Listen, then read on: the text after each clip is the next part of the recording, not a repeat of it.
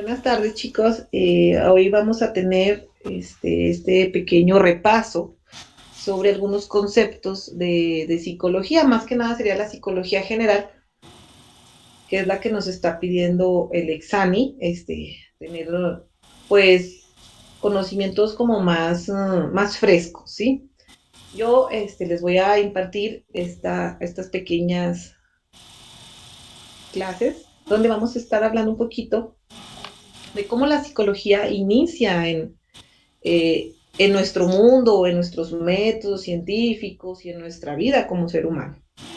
Pero antes que nada, vamos a leer una pequeña frase de Sigmund Freud, que es el padre de la psicología, donde nos dice que las emociones inexpresadas nunca mueren, son enterradas vivas y salen más tarde de peores formas. Qué interesante es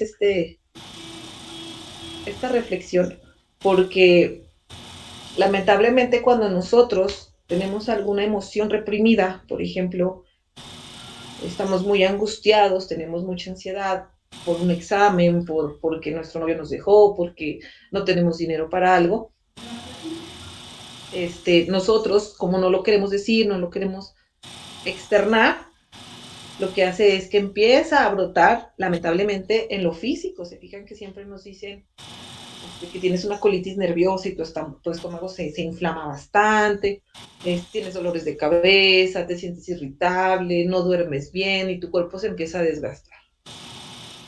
En el área más forense o en otro tipo de situaciones, las emociones cuando no las expresas a veces las manejas con ira y pasan ciertas situaciones muy delicadas, avientas a alguien, golpeas a alguien y pueden ocurrir hechos muy lastimosos, ¿verdad? Entonces, qué importante es nosotros empezar a hablar sobre nuestras emociones. Pero antes de saber de dónde vienen las emociones, cómo es nuestra conducta, cómo nosotros procesamos cada una de las cosas, pues vamos a primero a investigar pues de dónde nosotros empezamos a conocer qué es la psicología o cómo empezamos a cuestionarnos cómo es la psicología. Pero ya viendo el término exacto, es que su terminología proviene de psique, alma, porque antes los filósofos o las personas indagaban sobre nuestra psicología, sobre nuestra conducta, la mencionaban como el alma, ¿sí? Y logos, pues sabemos que es el tratado de estudio, esto lo hacían más que nada los griegos. Entonces se trata de una ciencia porque aplica el método científico y tiene como herramientas la observación, la descripción, la investigación experimental, la repetición y la confirmación de los conocimientos que después se organizan. O sea, nosotros a través de nuestros sentidos observamos, describimos, podemos hacer filtros en nuestro cerebro, en nuestro aprendizaje hacia diferentes conductas y podemos también en la psicología como una ciencia hacer investigaciones experimentales. Antes se hacían muchas investigaciones a través de los animales para saber sus conductas y ese tipo de conductas que ellos hacían también podía describir conductas que nosotros realizábamos día con día. Entonces, nosotros con los simios, con los monos, tenemos mucha afinidad en emociones y en manera de comportarse. Entonces, ahí ellos hacían investigaciones a través de los monos. Y no nada más eso, también a través de los perros. Hubo un autor, ¿verdad? Que era un psicólogo, que era Skinner, y él lo que hacía es que ponía a los perros y los condicionaba con un sonido, con una campanita para que ellos babearan a la hora de comer. Entonces hacen diferentes experimentos con los animales también para saber por qué nosotros nos comportamos de tal manera.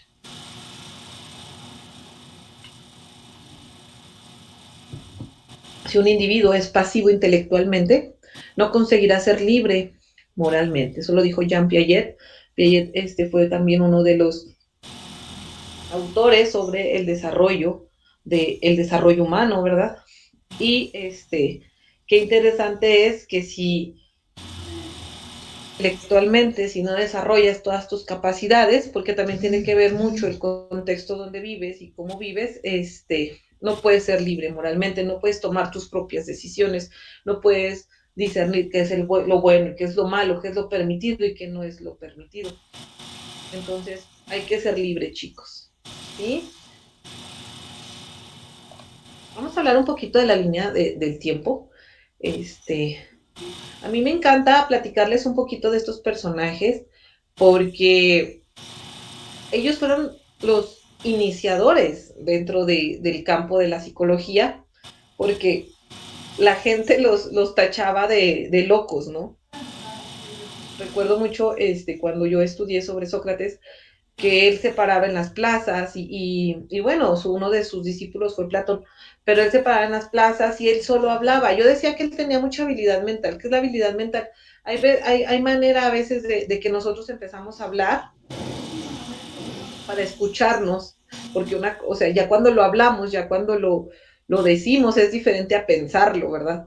Entonces, él hablaba mucho solo y se cuestionaba por qué el sol, por qué el aire, por qué se enoja, por qué se ríe, quién soy yo, qué voy a hacer. Entonces, ese tipo de pensamientos lo ayudaban bastante a él para entender el comportamiento y entenderse a él como ser humano. Y pues sí, la gente lamentablemente, pues ellos creían que era un loco, ¿no? Tal vez otros pensaban que era algún orador o que era una persona de mucha sabiduría que tenía que compartir su conocimiento. Entonces, personas se acercaban a preguntarles situaciones a veces de la vida diaria para que él pudiera aportarles algo, ¿no? Pero él descubre, es muy importante esto, chicos, porque Sócrates descubre el método mayéutico. Descubre que existe más ignorancia que la que suponía. Y él mismo decía, solo sé que no sé nada. Entonces, si tú consideras que eres ignorante para muchas cosas, estás del otro lado porque estás investigando, porque no quieres ser ignorante, entonces investigas y preguntas y vuelves a preguntar y vuelves a cuestionarte para tener esa sabiduría, tener ese aprendizaje. Entonces él siempre decía, yo solo sé que no sé nada. Y claro está que a veces, según el tiempo donde vivían ellos, los filósofos, o donde ahora, como vivimos nosotros, pues es diferente el cuestionamiento que nos hacemos, pero cómo es importante que ellos fueron la base de lo que ahora somos, de lo que ahora nos cuestionamos. Entonces, llega Platón, había sido su discípulo, y él empieza con el método dialéctico. Si se fijan, Sócrates, el método mayéutico, y aquí vemos el método dialéctico, donde dos personas se preguntaban y se respondían. Una le preguntaba a la otra y la otra le respondía esa pregunta y la otra le preguntaba a la otra y la otra le respondía. Entonces estaba muy padre porque así hacían un canal de información y de comunicación. Entre ellos buscaban persuadirse, dice aquí, perfeccionarse mutuamente como un medio de llegar a la verdad. Podrían hacer preguntas como capciosas o preguntas muy básicas, donde la otra persona las razonara y les compartiera esa información que a lo mejor ellos no tenían, ¿verdad? Por ejemplo, si yo estoy con una persona y le puedo preguntar que es un ingeniero y le puedo decir, oye, ¿cuál es la diferencia de piedra y roca, no? Si es un ingeniero geólogo, entonces yo le hago una pregunta, entonces él se acerca y me dice, pues la roca es esto y la piedra es esto otro, porque él tenía ese conocimiento. Y él voltea y me dice a mí, no, oye, dime qué es la tristeza. ¿Cómo sabemos que estamos tristes? Entonces, así entre los dos empezábamos a intercambiar la información y nos íbamos perfeccionando, ¿verdad? Y queríamos, pues se decía que llegara a la verdad. En ese entonces uno pensaba en qué verdad o cuál es la mentira o cuál es el todo, pero en realidad es razonar cada una de las cuestiones y de los pensamientos y de la lógica que eran las cosas. Entonces aparece Aristóteles. Yo creo que todos nosotros hemos visto esto en la prepa, lo hemos leído y son cosas que nos van dejando eventos históricos. Entonces, dime quién no sabe quién es Sócrates o quién es Platón, o que alguna vez lo haya escuchado. Entonces, ahora en lo de la psicología, pues vemos que son importantes piezas. Aristóteles hablaba de la lógica. También fue discípulo de Platón y él decía que esto permitía distinguir un conocimiento de otro falaz. ¿Qué es falaz? Es como una mentira, ¿no? ¿Cómo distinguimos un conocimiento que es verdadero de otro que no es verdadero? Por ejemplo, puedo yo decir, ¿no? Para mí el sol es un, pongamos, para mí el sol es un extraterrestre que está lleno de personas adentro que nos quieren matar, ¿no? Entonces viene otra persona y dice, no, oye, pues el sol está para calentarnos, para, para ayudarnos, para mantenernos en este planeta, es una estrella y bla, bla, bla, bla, bla. Entonces uno tiene que tener lógica, que es lo bueno, o sea, que es una información correcta y que no es una información correcta. Y eso gracias al cerebro y a nuestra cognición, pues nos va ayudando bastante, para poder saber qué es verdad y qué es mentira, ¿no? Entonces, pues ya son cosas que vienen por lógica. Y pasamos con Hipócrates. Bueno, Hipócrates es también muy famoso dentro de la medicina, dentro del área de ciencias de la salud, y él hablaba de los neuropsicólogos. Ella lo veía más sobre el cerebro y todas sus sensaciones, pensamientos y cómo controlaba el cuerpo a través del cerebro. Él aquí nos menciona que tal vez fue el que tuvo algunos acercamientos hacia lo que es la personalidad. ¿Sí? Entonces, de ahí viene también lo que es la neuropsicología. Otra frase de Skinner, que era el que yo les comentaba, más bien Pablo era el de los perros. Quiero comentarles. Hace rato creo que les dije Skinner, pero es Pablo. El auténtico problema no es si las máquinas piensan, sino si los hacen los hombres. Entonces, hay diferentes frases muy, muy interesantes donde nosotros podemos reflexionar más sobre toda la psicología. Pero, ¿cuál es su objeto de estudio? O sea, a ver, la psicología en sí, ¿cuál es el objeto de estudio de la psicología? Bueno, aquí nos habla que más que nada es la conducta humana. Y es muy amplio hablar sobre la conducta humana y cómo actúan las personas, el ser humano, cómo actúa en ciertas situaciones que se le presenten. Por eso la psicología está basada en investigar, en explorar, ¿verdad? En conocer y cómo mejorar este cierto tipo de conductas. Entonces, su objeto de estudio es la conducta. Y la palabra felicidad perdería su sentido si no se equilibra con tristeza. Eso dijo Carl Jung. Entonces, todo este tipo de frasecitas de repente te ponen a pensar, te ponen a analizar, te ponen a reflexionar e involucras estas frases como si fueran también tu vida, ¿no? O sea, cómo las adaptas a tu vida. Si no tienes la felicidad, o sea, ¿cómo sabes qué es felicidad si nunca has vivido la tristeza? Hay que vivir también la tristeza para poder nosotros disfrutar de la felicidad. Es un ejemplo más, sería cómo tú vas a extrañar tu, tu avión, ¿no? Tu superavión, un Boeing 707 con el que viajabas por todo el mundo, si nunca lo has tenido. O sea, no puedo extrañar algo que no he tenido. Entonces, siempre si has tenido tristeza, pues entonces conoces lo que es la felicidad. Y a veces extrañas, yo extrañaba cuando era muy feliz, pues vamos poniéndonos felices, ¿no? O sea, sabemos cómo también traer la felicidad a nuestra vida, pero siempre debe de ir complementada con lo contrario para poderlo disfrutar de buena manera.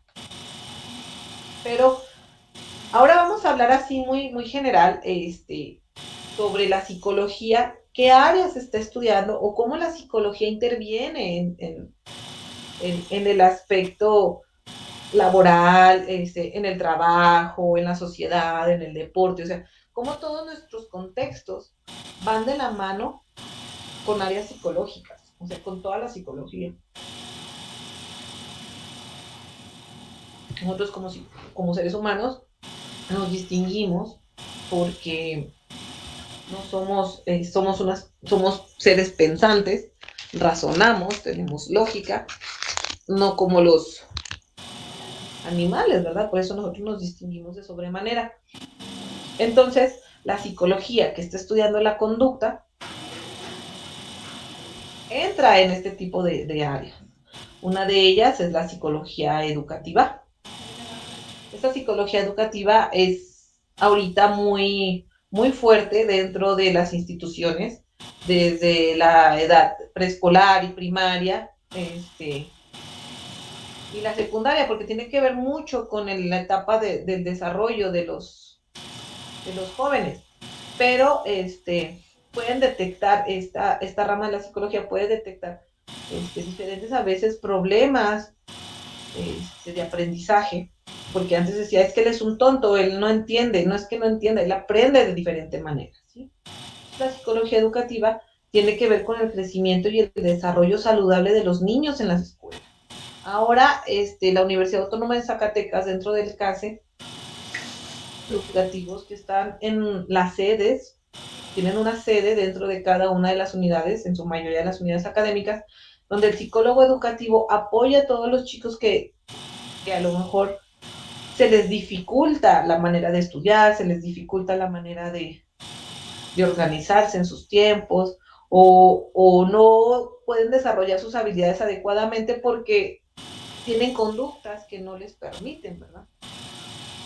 Entonces, ellos hacen planes de estudio y ven cómo asesoran a los maestros tanto a los estudiantes. También diagnostican, como yo les decía, algunas discapacidades de aprendizaje o algunos problemas de aprendizaje y cómo pueden solucionarlos. ¿Sí? Pueden decir, bueno, esta persona aprende de manera auditiva, o sea, escucha más, escuchando se le graban más las cosas que a lo mejor leyendo o escribiendo. Entonces ellos te dan estrategias, los psicólogos te dan estrategias para que tú puedas tener más percepción de lo que te están enseñando en la escuela y se te grabe, o sea, no nada más es memorizar, o sea, no debemos de memorizar, sino más que nada sería comprenderlo y conocerlo para poderlo aplicar en un futuro. La psicología educativa es muy buena, muy buena. Y vamos con la psicología clínica. Bueno, los psicólogos clínicos se interesan fundamentalmente en el diagnóstico, causa y tratamiento de trastornos psicológicos. ¿De qué hablamos con trastornos psicológicos? Nosotros desarrollamos a través de nuestra historia de vida, a través de las situaciones que nos han pasado, diferentes emociones, como yo les decía hace rato, que guardamos, que no drenamos, y que tiene mucho que ver con nuestra conducta. Si yo soy una persona que siempre está molesta con todo el mundo, que no soporto a las personas, pues entonces el psicólogo clínico trata de diagnosticar qué te está pasando, por qué te molesta tanto esta situación, por qué te molesta tanto convivir con ciertas personas, ¿verdad? Y entonces cuando ellos empiezan a diagnosticar, dicen, es que él tuvo un problema de pequeño, donde este tipo de personas le representan a su papá que lo abandonó, ¿verdad? Y ellos empiezan a buscar el tratamiento para que ellos vayan sanando, vayan drenando todas esas emociones negativas que hacen que su conducta cambie, o sea, que ellos lo saquen a través de conductas negativas. Entonces, los psicólogos clínicos a menudo dividen su tiempo entre atender pacientes y realizar investigaciones sobre los trastornos y ver qué tipo de terapias o psicoterapias pueden apoyarlos. Por ejemplo, tenemos también, hay muchas ramas y especialidades y hay psicólogos que se especializan en el estrés postraumático. Entonces, cuando un psicólogo diagnostica un estrés y dice, ¿sabes qué? Pues tú tuviste un accidente muy fuerte, estás muy estresado, por eso no puedes llevar una vida tranquila, si tus emociones están muy cerradas, muy afectadas, pues te diagnostico como estrés postraumático. Si él no lo puede manejar, pero existen más psicólogos que están especializados y él mismo los empieza a, pues los empieza a canalizar con este tipo de ramas, ¿no? De la psicología para que los ayuden, pero también dentro del caso tenemos psicólogos clínicos para todos los estudiantes y puedan acercarse a pedir su consulta. Entonces, la psicología clínica ve los trastornos psicológicos, la psicología educativa se basa en los problemas de aprendizaje dentro de las escuelas. Pero, ¿qué es la psicología de la salud? Tenemos otra que es la psicología de la salud. Y esta rama se enfoca en cómo te relacionas y en un ambiente social, en un ambiente determinado de salud, también cómo físicamente te puedes relacionar con los demás. Y ellos hacen un análisis general, o sea, checan la conducta, la manera de aprender o cómo estás, si estás en un estado mental adecuado, o sea, si no has perdido la razón en algunas cosas o si no tienes algún problema de demencia o algunas lagunitas mentales por ahí y más cosas, ¿no? Y también dónde vives, cómo vives, y cómo te mantienes tanto de salud física como de mental. Entonces dicen que cuando ellos integran todo este tipo de hallazgos, tanto biológicos como psicológicos, empiezan a hacer prevenciones y tratamientos de la enfermedad, de evaluación del estado físico y psicológico durante, antes y después del tratamiento médico y psicológico. Yo me doy cuenta mucho con las personas que tienen diabetes. Por lo regular ellos empiezan a tener comportamientos donde se irritan con facilidad, se desesperan con facilidad, no tienen la misma paciencia. Y es a causa de esta enfermedad. Entonces la psicología de la salud empieza a revisar qué es lo que está pasando, ¿no? Tanto físico como psicológicamente, y empiezan ellos a hacer planes y proyectos para que puedan trabajarlo. O sea, pueden decir, ok, tienes diabetes, pero si empiezas a llevar tu seguimiento médico, tu medicamento, te vamos a dar también este tipo de terapias ocupacionales en tu casa o empezar a salir a hacer este tipo de ejercicios y cosas así. Entonces, que ayude a que todo se estabilice. Y la psicología industrial y organizacional. Esto está muy padre porque mucho del estrés que ahora nosotras las personas que estamos en una edad donde ya estamos trabajando, que en realidad a veces ya desde bien chiquitos los traen trabajando, y empieza uno a generar diferentes tipos de ansiedad, más que nada que lo atraes a través del trabajo, ¿verdad? Entonces estos psicólogos pueden hacer estudios, estudios para seleccionar al personal. Ok, yo necesito una persona, un edecán. Entonces, ¿qué hace el psicólogo? Voy a buscar propuestas, voy a buscar personas que llenen un determinado perfil. ¿Qué perfil sería? Ah, no, pues que sea alta, que mida unos 70, que sea de complexión media, que tenga que sea muy sociable, que sea responsable, que tenga valores, que tenga responsabilidad, por ejemplo, pero de llegar temprano al trabajo, que nos pueda durar mucho tiempo en el trabajo. Entonces, ellos empiezan a hacer evaluaciones para seleccionar al personal, para meterlo a alguna bolsa de trabajo. Pueden estar ellos ubicados en recursos humanos, entonces ellos pueden hacer eso, pueden hacer estudios psicológicos para conocer la personalidad y si esa personalidad encaja en el perfil que está solicitando la empresa y cómo esa personalidad va a beneficiar a la empresa, ¿verdad? Porque si contratan nada más por contratar, ¿qué pasa? Pues que la gente se va a ir a los 2 días, no les va a gustar, te van a robar cosas, o sea, no va a haber un éxito total cuando reclutas al personal. Entonces, ellos también lo que hacen es que empiezan a hacer capacitaciones, estos psicólogos laborales o industriales empiezan a dar la capacitación sobre cómo tener herramientas y habilidades en el trabajo y puedan mejorar las condiciones y la productividad. También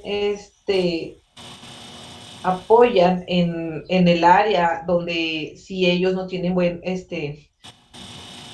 no se integran de manera adecuada a su equipo de trabajo, no saben trabajar en equipo o son personas como más aisladas, ellos trabajan en esa parte para que el equipo o la empresa haga que los trabajadores se sientan que pertenecen o se sientan que están en realidad dentro de un espacio laboral donde se sientan complementados, donde se sientan protegidos sería más que nada un sentido de pertenencia. Se han fijado que en diferentes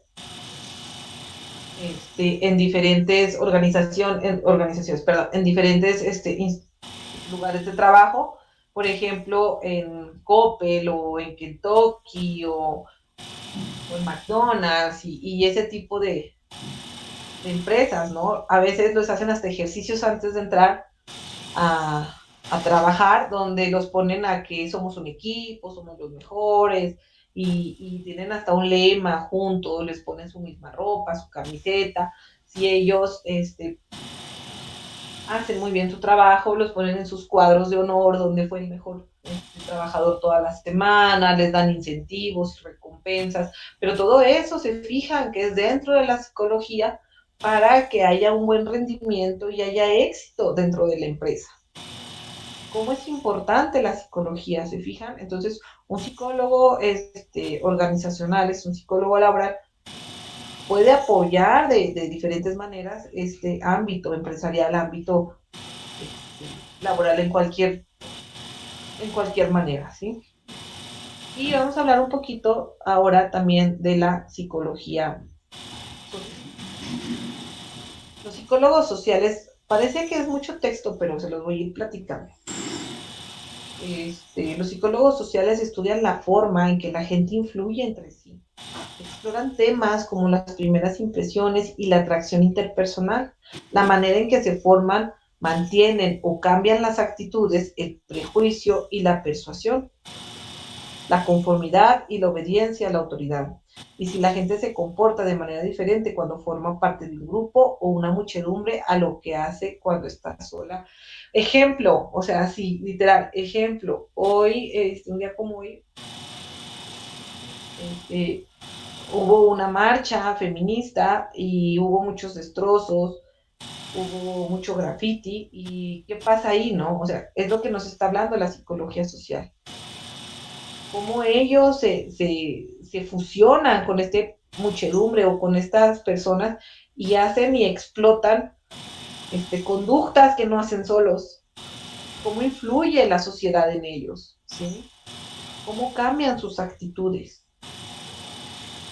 Entonces, la psicología social estudia esta parte donde cómo una sociedad o cómo un contexto, o cómo diferentes personas o cómo tú en diferentes puestos puedes cambiar tus actitudes.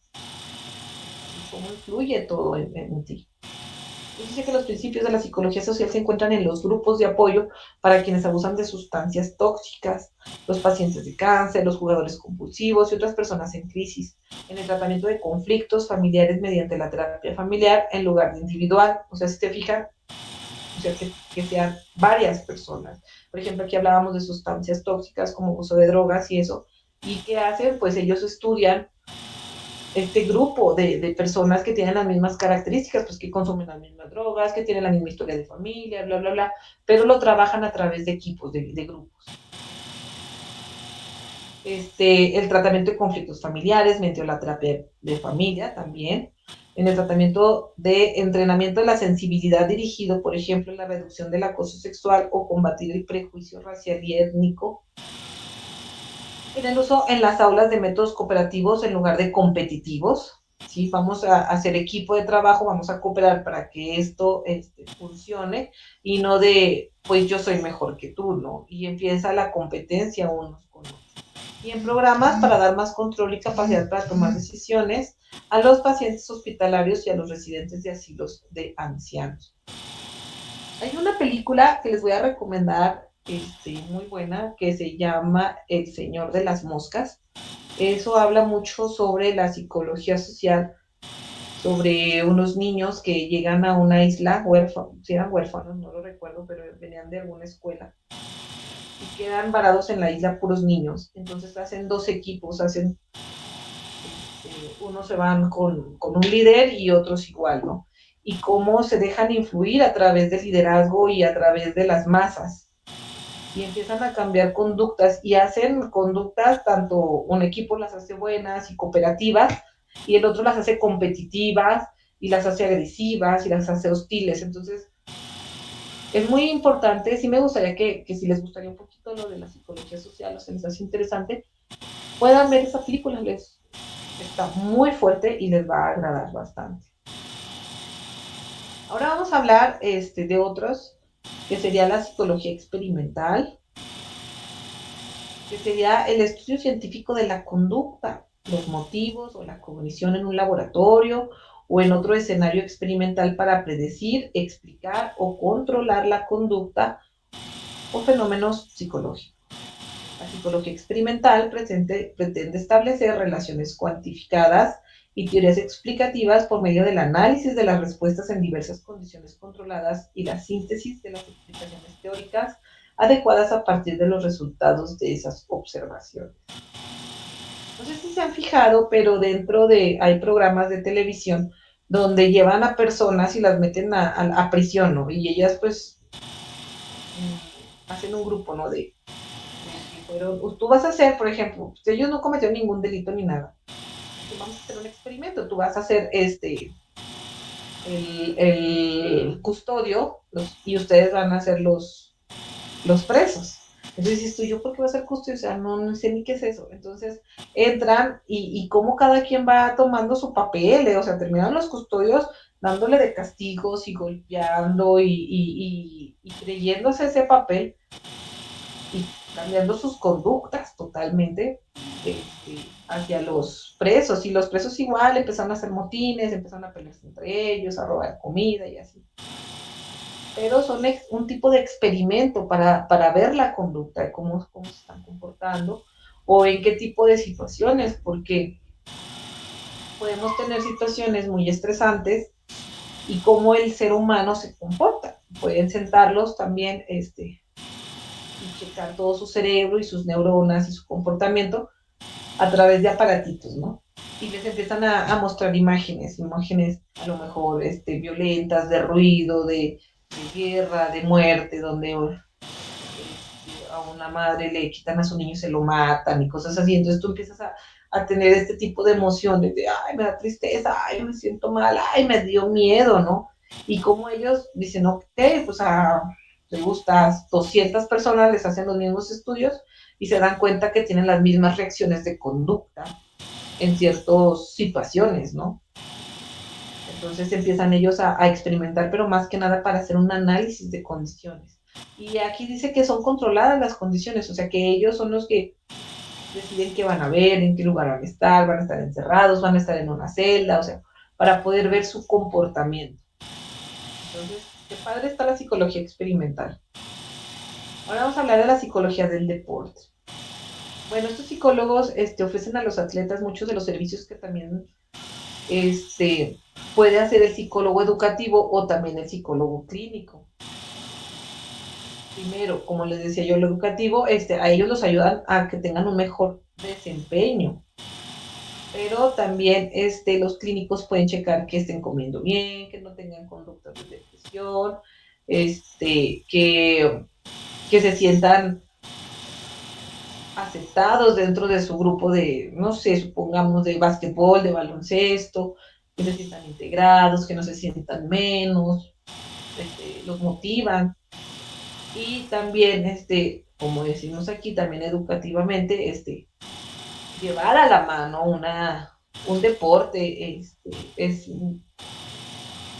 llevarlo de la mano junto con unas buenas calificaciones, con una buena concentración en la hora sí es un poco difícil. hay películas, pero hay otra película donde sale es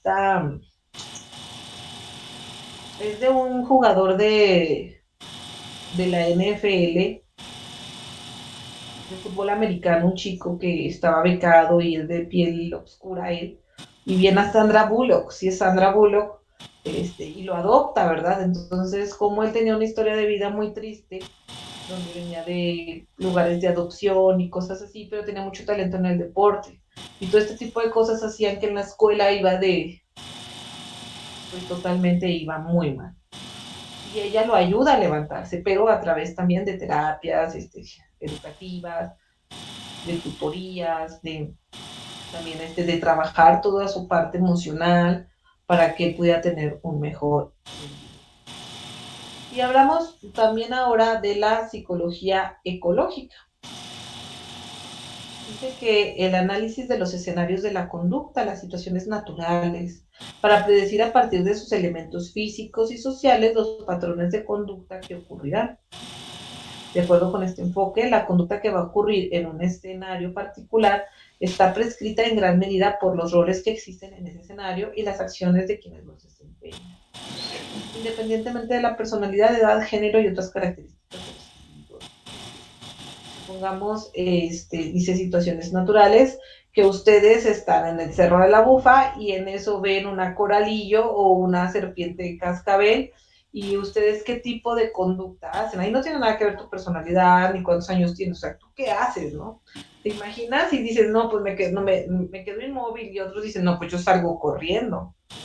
Entonces, ¿qué tipo de reacciones ante el peligro o ante situaciones agradables, cómo reaccionas o cómo es tu conducta? Y ahora vamos a ver la neuropsicología. La neuropsicología, wow, es una rama de la neurociencia que estudia las relaciones entre el cerebro y la conducta. Ahí sí ya se relacionan las dos cosas. ¿Cómo está funcionando tu cerebro? ¿Qué partes del cerebro están funcionando para que tú te comportes de esta manera? Y si tu cerebro no está sano, pues entonces empiezan a hacer estudios y empiezan a hacer más hincapié en qué bases neuronales pueden tener este tipo de procesos. Por ejemplo, si una persona se cae y se golpea la cabeza y el cerebro sale dañado en alguna parte, pues a lo mejor va a perder ciertas funciones. A lo mejor va a tener que aprender a caminar nuevamente y ya es una persona de 35 años, ¿verdad? O comer solo o empezar otra vez a poder decir las palabras. Entonces la neuropsicología yo creo que es muy importante, es una de las ramas muy, muy importante que te puede decir también mucho sobre la conducta humana. Pero vamos a hablar ahorita un poquito sobre las bases biológicas de la conducta. Yo creo que ustedes deben de saber un poquito más que yo, ¿verdad? Pero vamos a hablar así muy directamente de la anatomía y fisiología del sistema nervioso central y periférico. Aquí tenemos una imagen, ¿no? Cómo nuestras sensaciones o cómo nuestros sentidos nos ayudan a llevar una información hasta nuestro cerebro, integrarla y que nuestro cuerpo reaccione. No vas a decir, toma el vaso, o sea, tú ves y en automático en cuanto lo ves, tu brazo se mueve y hace la reacción de tomar el vaso, ¿no? Entonces, como el cerebro es muy importante en la hora de hacer, desde percibir hasta hacer la acción, ¿verdad? Escrito, pero se los voy a platicar y si quieren tomar nota no hay ningún problema, pero se me hizo muy interesante todo esto porque habla del sistema nervioso. Dice que el principal mecanismo de información en el cuerpo lo constituye un sistema de neuronas que se comunican unas con otras. Yo me imagino las neuronas ahí platicando, ¿verdad? Para propósitos puramente didácticos, dividimos entre en un sistema nervioso central. Ok, tenemos el sistema nervioso central y el cerebro y la médula espinal donde estaría el sistema nervioso periférico, que une el sistema nervioso central con los receptores sensoriales, que reciben información proveniente del medio externo e interno, y con los músculos y glándulas, que son los efectores de las decisiones del sistema nervioso central. Esta información es llevada por axones motores y sensoriales del sistema nervioso periférico, enlaces de cables eléctricos que conocemos como nervios. Por ejemplo, la información que recibe cada ojo es llevada al cerebro en los millones de axones que forman el nervio óptico. Se fijan a través de las sensaciones, a través de la vista, a través del sentido, del tacto, del olfato. Todo esto, a través de los axones, se lo va llevando hasta el sistema nervioso periférico. La información dentro del sistema nervioso es manejada por 3 tipos de neuronas. Ojo, 3 tipos de neuronas. Tenemos las neuronas sensoriales, las interneuronas y las motoneuronas. Las neuronas sensoriales, como lo dice ahí, mandan información desde los tejidos del cuerpo y los órganos sensoriales hacia la médula espinal. Cuando el cerebro procesa esa información, involucra una segunda clase de neuronas. Se fijan, por ejemplo, está la plancha caliente y yo con mis dedos la toco. Entonces, en ese momento, ¿sí?, a través de mis tejidos y de los órganos sensoriales, manda toda esa información hacia las interneuronas, que sean como las intermedias, que forman su sistema de comunicación interna. Como el resultado de ese procesamiento, el sistema nervioso central manda instrucciones hacia los tejidos del cuerpo por medio del tercer tipo de neurona. Entonces, yo toco la plancha con mis neuronas sensoriales, que hace que pase toda la información y llega hasta las interneuronas, donde, como yo les decía, está la información, la comunicación interna. Entonces, ¿qué pasa? Que la piel empieza a irritarse, que empiece a sentir dolor, que empiece a decir, oye, pues me estoy quemando, algo está mal aquí, como los focos rojos. Entonces manda la información a los tejidos del cuerpo. Y las motoneuronas, como hay pocos millones de neuronas sensoriales, algunos millones más de neuronas motoras y miles de millones de interneuronas, o sea que las interneuronas muchísimo. Es claro que la mayor parte de la complejidad de nuestro organismo se basa en los sistemas de interneuronas. Ya que las interneuronas ya llegan a decirte, oye, pues te acabas de quemar, ¿no? Entonces dices, wow. Esos 3 tipos de neuronas nos indican cuáles son las funciones del sistema nervioso. Primero, la obtención de información sobre el interior de nuestro cuerpo. Esto es, en qué estado se encuentran los órganos, mi corazón, pulmón, etc. En este lapso, pues también sería que con tus manos, con la sensación, pues tocas, ¿no? Checa cómo está tu cuerpo, o sea, en ese momento tu cuerpo se está siendo dañado.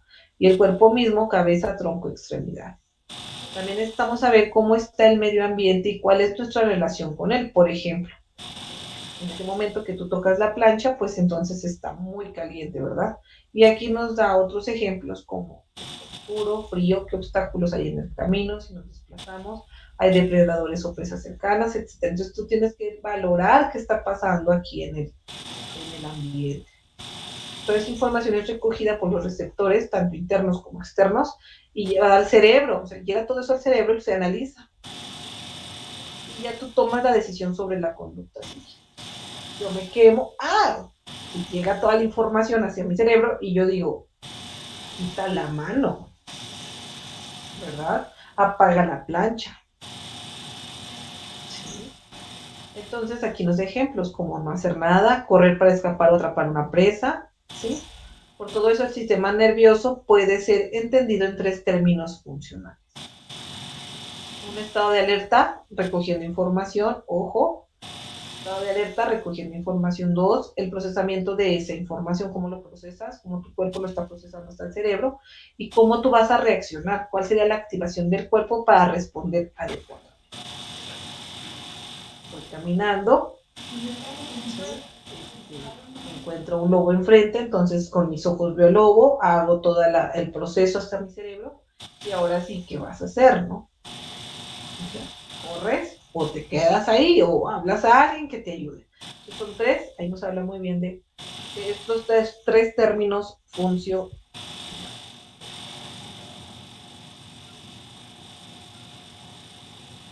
Y uno dice, wow, pues el cerebro, ¿no?